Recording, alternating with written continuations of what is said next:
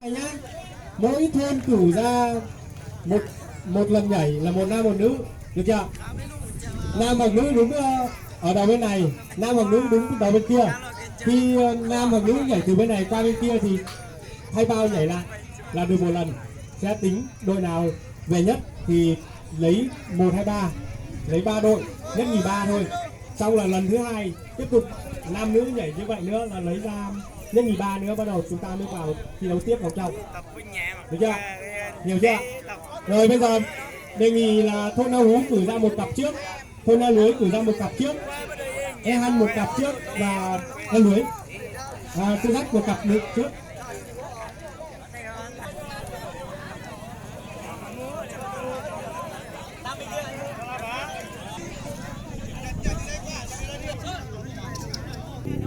Nhảy qua cái vạch bên vạch giới hạn này mới được thay bao.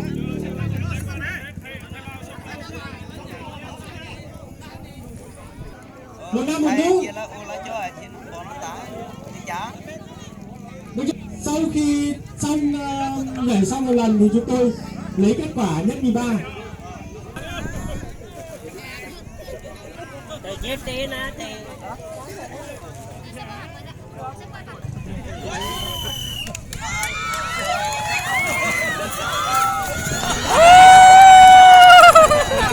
Đứng lên nhảy tiếp, đứng lên nhảy tiếp đi, đứng lên nhảy tiếp đi.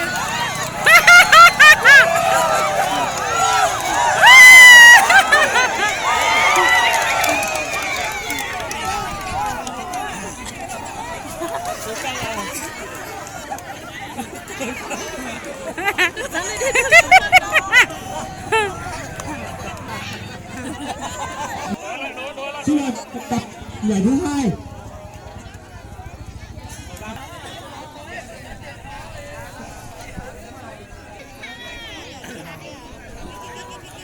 Đây không hẳn nữa. Rồi mới đổi bao nhé, các bạn đồng viên nhé.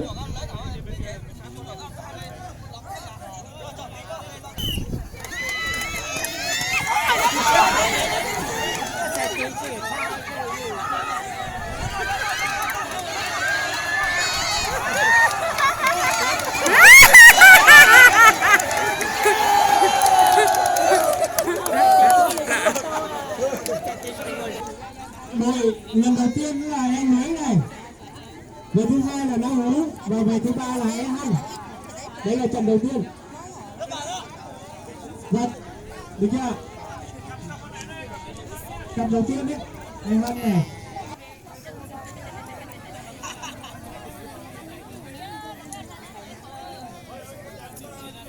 Đây các vận động viên, tổ động viên chúng ta.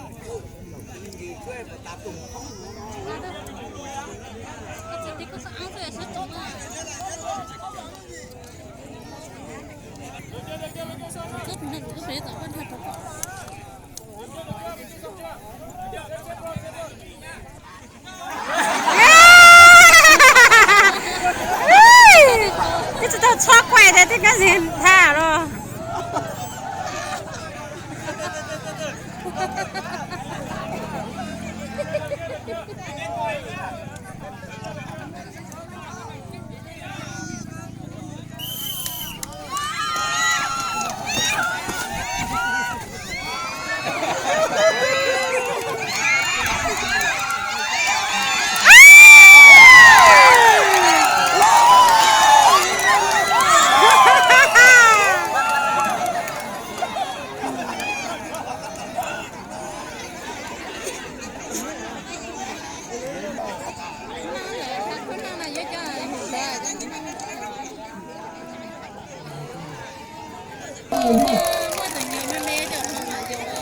Và sau tiếp theo là sẽ là chương trình bịt mắt bắt vịt.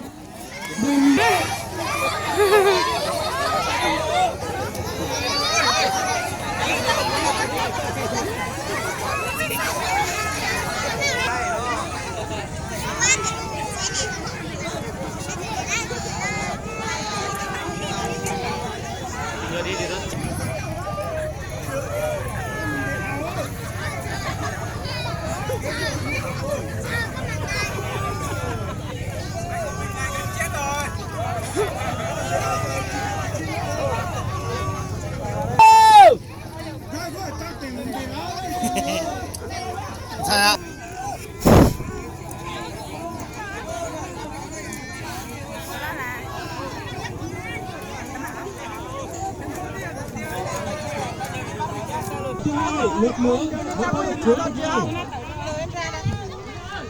Nhỏ chứ đi.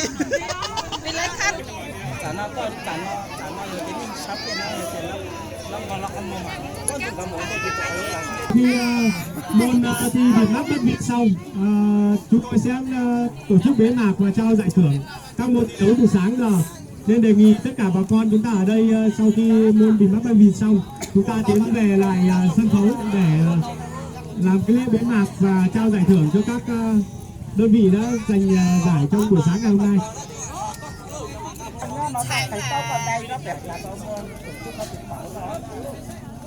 Alo, ban tổ chức chúng tôi xin thông báo đối với môn Việt Mắt Bất Việt, lượt thứ nhất là lượt nam là 5 thôn, lượt thứ hai là lượt nữ cùng 5 thôn, và lượt thứ ba là lượt nam nữ luôn của 5 thôn, mỗi thôn cử 2 người. Lượt thứ ba sau đây sẽ là trò chơi Việt Mắt Bất Việt của không ai được sờ đến, theo cái mặt là không ai được sờ đến cái bộ phận ở gần mắt của mình nhé.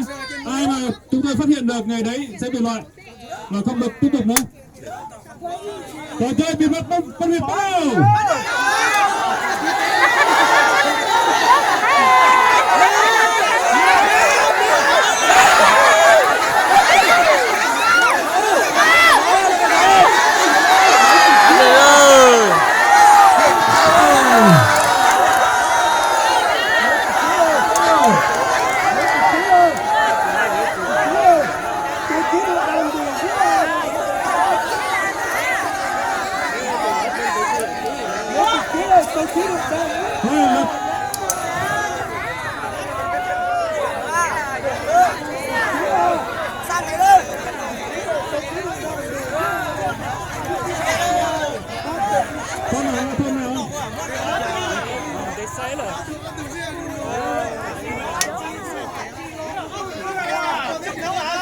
Con vịt thứ nhất do thôn lên lưới bắt được.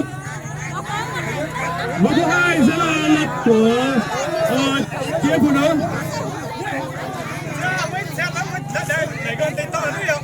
Rồi mỗi thôn cử một người đại diện nữ.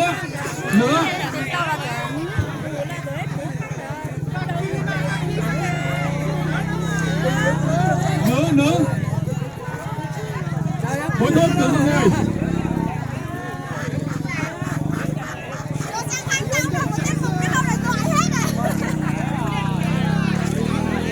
Còn một thôn nữa.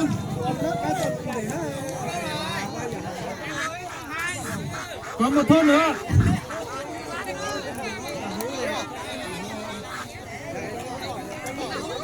Đâu rồi? Đây là những à?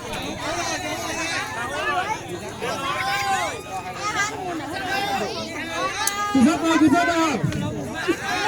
Nữ cứ sát nào.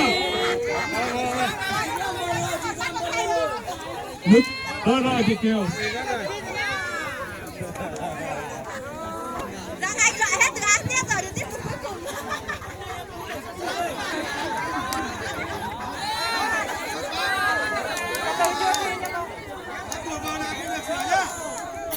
Có không được cái sữa nữa không?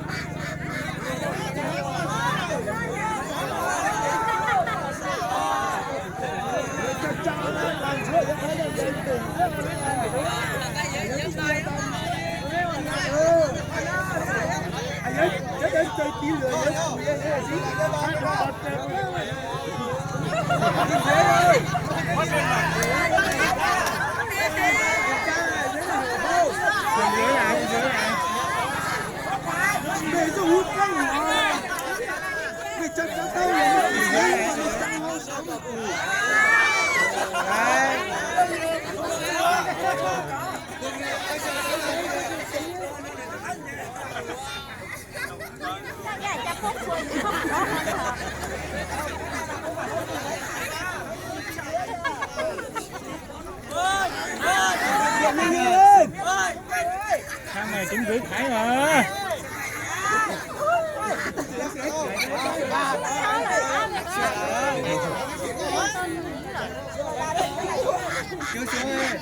Đúng rồi, bỏ ra tao nói. Sao các bỏ thế à?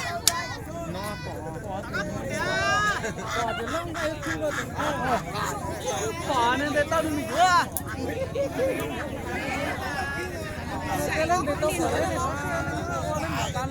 Lại ở dưới thì nó hở này.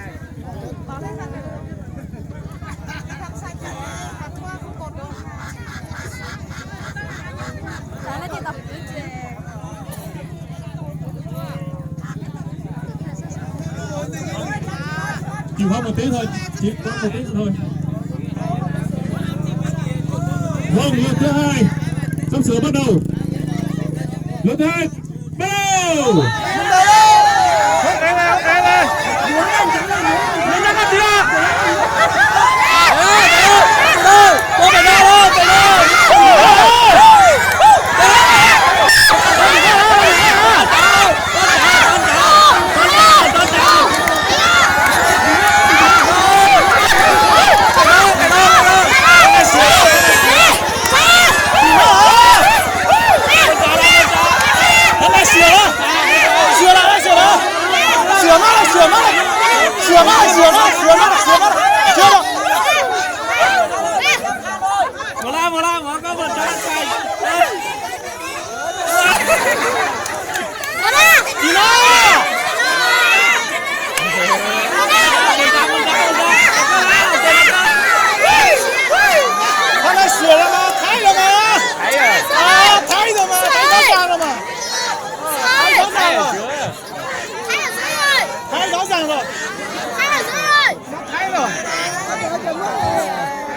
Rõ ràng mà. Bỏ đấy á, chứ bỏ thì to đấy à.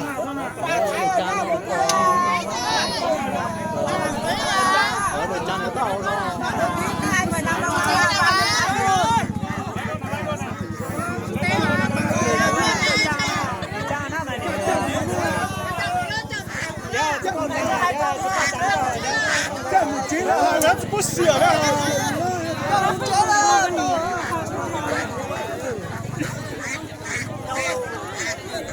Phú An nào hả?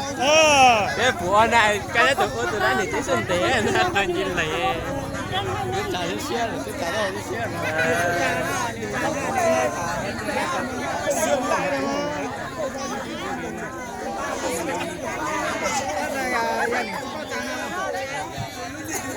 Đến lượt người tiếp theo, mời đại diện của Nam Thôn cứu người.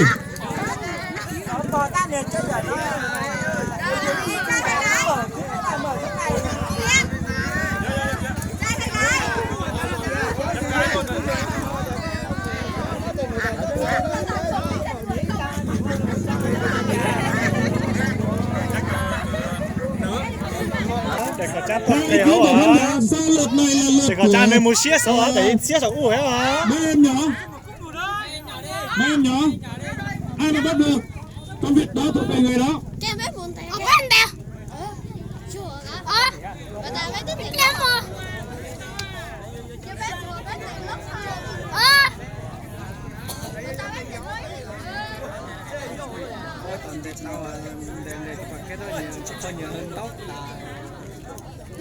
Thôi đề nghị các đội chúng ta cần đứng sát sát đường biên tí. Trò chơi bịt mắt bắt vịt. Bao.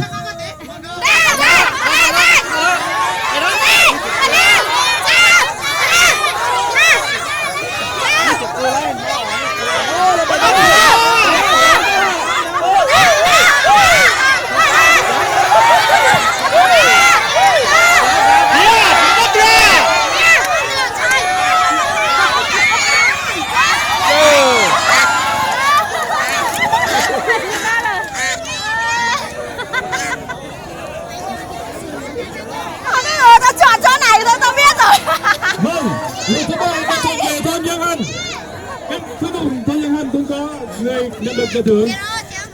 Ngồi một chỗ thôi đừng chạy. Nó cắt về tay rồi. Thứ tư sẽ làm công việc dành cho những em nhỏ mỗi thôn cứ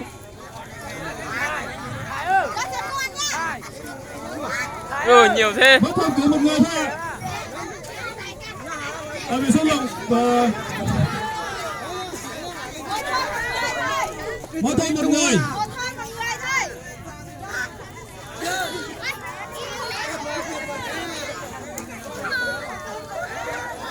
Một thôn một người thôi, một thôn một người thôi. Cùng xì đấy. Thứ nhất ăn từ mà ăn đầy luôn.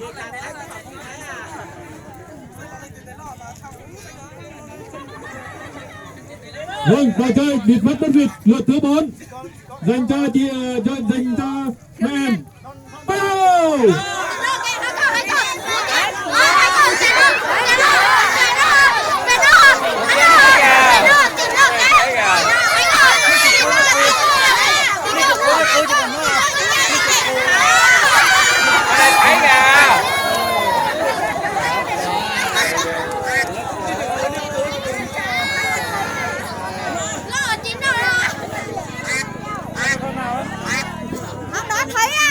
Vâng, thôn nào đại diện chiến thắng lượt thứ 4 này.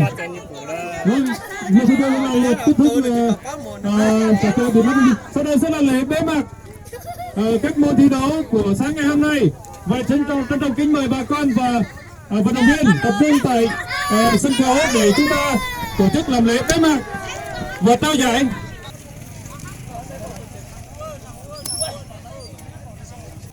Xin mời thôn Giang Hành, nghe hăn nào hú, cưa dắt và em lưới. Trọng cái giới thiệu có đồng chí Võ Trương, huyện ủy viên, bí thư đảng ủy xã về dự với chúng ta.